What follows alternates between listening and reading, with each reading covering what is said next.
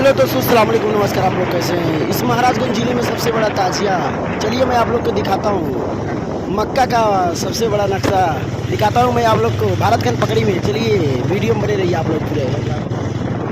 मोहम्मद पे सब कुछ लुटाने चले हैं, हुसैन आज सर को कटाने चले हैं। मोहम्मद पे सब कुछ लुटाने चले हैं, हुसैन आज सरे को कटाने चले हैं। मिलेगा न तारीख में सागाजी, लगा दे जो लाख की बात।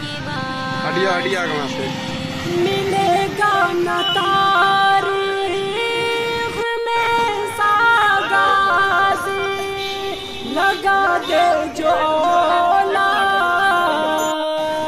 की जान की बाजी। देखा न है कोई उनके जैसा नमाजी, जो सज